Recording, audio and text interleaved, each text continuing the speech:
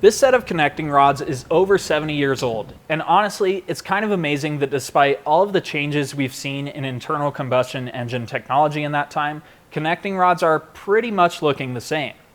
This set of rods is for the 255 Mercury Flathead V8 that we're going to be building soon, and today we're going to be doing the machine work to make them better than they were when they left Ford's factory in the late 40s or early 50s.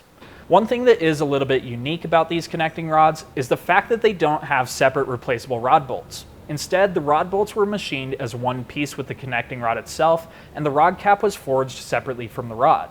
If you break a rod bolt or damage the threads here, you're going to be looking to find another rod. The first step in the resizing process is to grind material off of the mating surface of the rod and the cap to reduce the big end bore below the nominal factory size. But again, we have to do all of our machining on the cap side with this style of rod, since we don't have the capability of machining the mating surface on the rod side without getting rid of those bolts. Before we start, I always like to take a file to all of the machined faces of the cap to get rid of any raised edges or burrs that might be present to ensure that we can fixture the cap square in our grinder.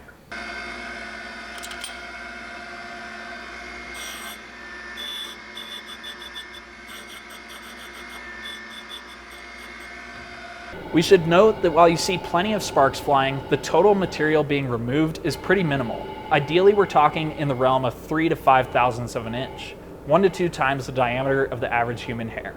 One thing that we do in our shop that causes some controversy in the industry is using a feeler gauge to angle cut the rod, or in the case of this set, the caps.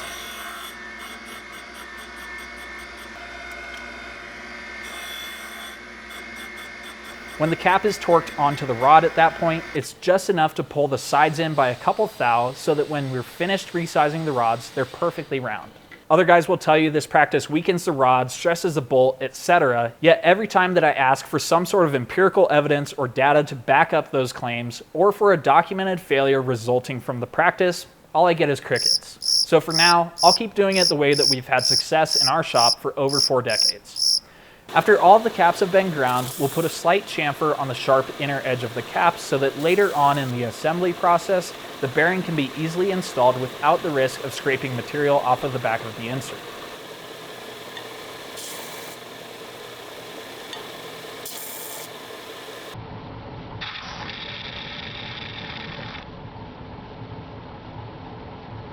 Each cap is then assembled to its matched connecting rod, and the nuts are oiled and installed on the rod. Then the nuts are torqued to 45 foot-pounds.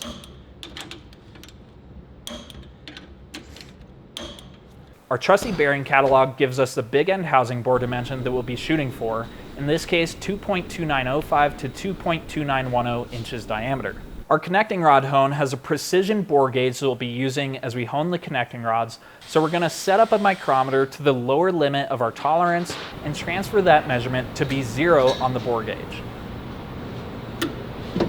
Before honing, we love to see our big ends sitting at around 3 thousandths tight, giving us enough material to hone to get a true round bore, but not so much material that we have to waste excessive time honing.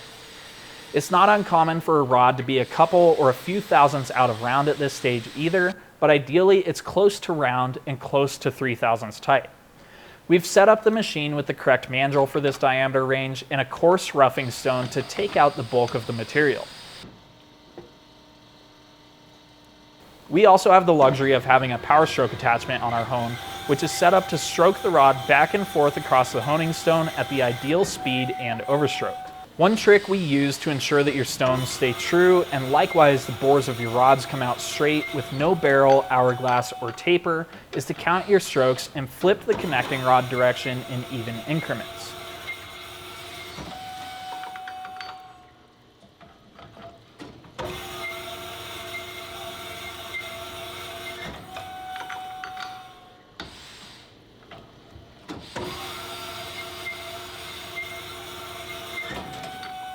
As we hone, we're constantly checking our size to make sure that we hit our tolerance. For the record, each small mark on that gauge is 1/10,000th of an inch, or in machinist speak, a tenth.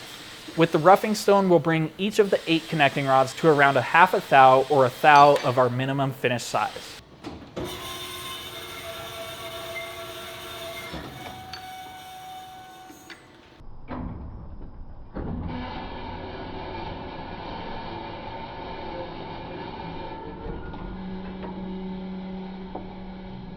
Once we're close to our finished size, we'll change over to a fine grit finishing stone, which won't remove material as quickly, but will leave a nicer surface finish and allow us to hit our tolerance precisely with ease. If you've ever worked in the industry, you can smell that honing oil right now through your screen. It's pretty nasty stuff, hence the gloves. However, it's necessary as it keeps the rods cool, aids in the honing process, and washes away the swarf.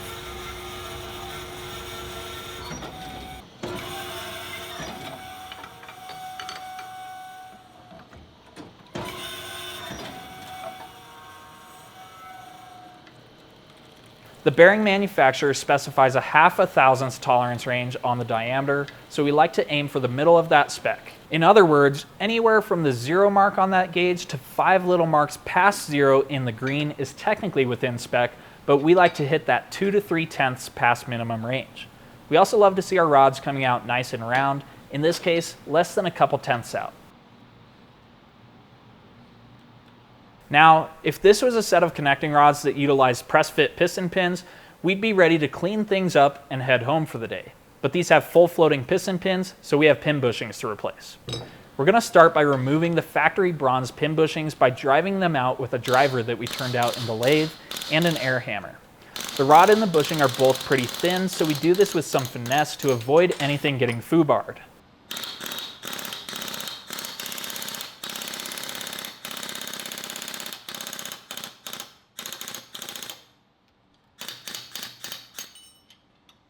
We can go ahead and use that same driver to install the replacement bushings on the press, being sure to get them started as straight as we can and align the oil holes in the bushing with the oil holes in the rods.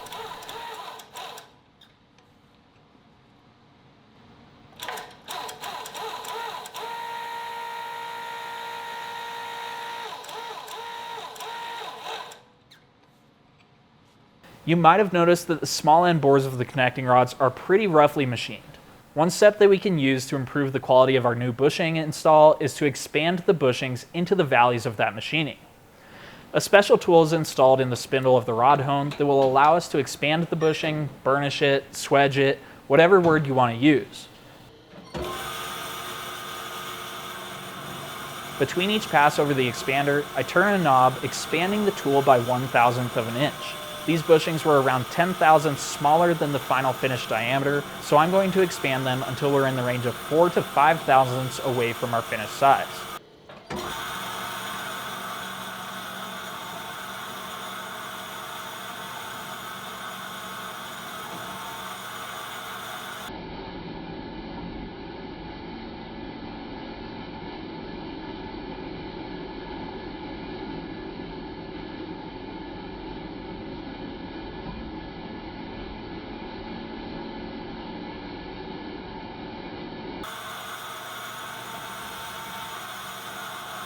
After this process, the bushings will be solid from working loose, plus I'll have 100% contact with the rod to maximize heat transfer.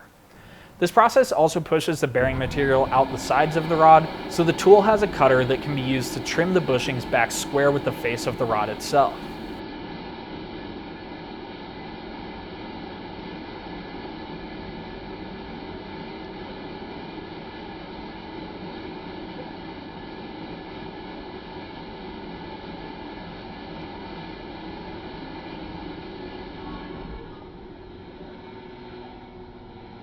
Similarly to the big end, we'll use a honing mandrel with a roughing and finishing stone to hone the bushings back to the proper diameter. With a mandrel installed and a roughing stone in place, the first step is to run a truing sleeve back and forth over the mandrel, building up a slurry to help break down the stone and ensure that the stone and shoes are straight and radiused correctly for this size.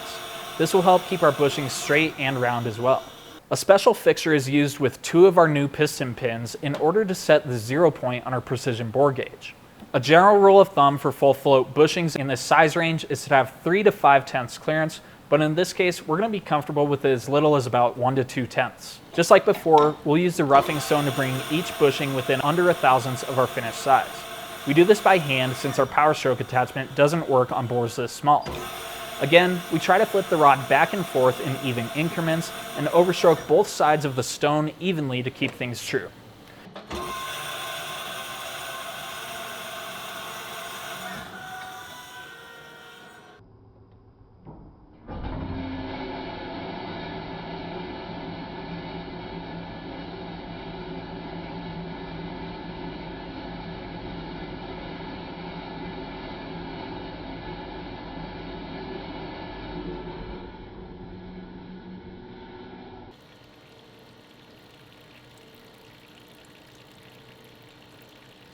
Finally, we switch over to a finer grit finishing stone to finish out the bushings to our final size. Again, it takes a little bit longer to remove material than with the rough stones, but it leaves a much nicer finish.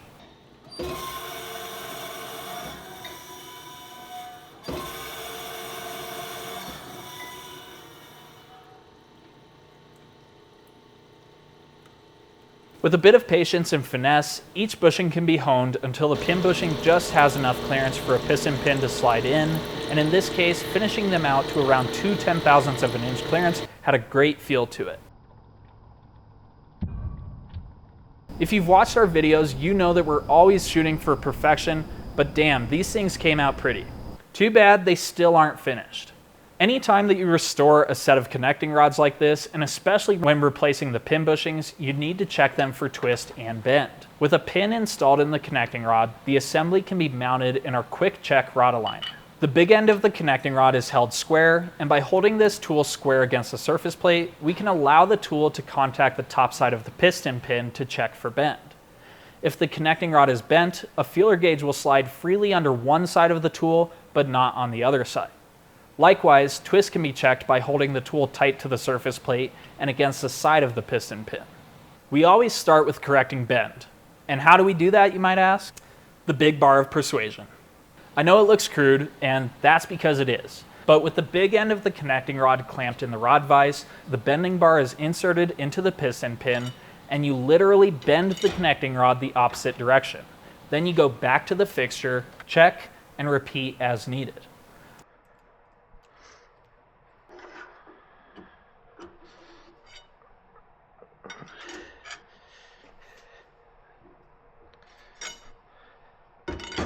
I was taught to always start by correcting bend, as a bent rod almost always shows as twisted as well. It's a tedious process, and it involves some not so common sense. Of course, you want to be gentle with it, but you have to use enough force to make a difference. It just takes time and some getting used to. Once the rod has been corrected for bend, we can check for twist, and again, back to the vise and use the big bar of persuasion to twist the rod.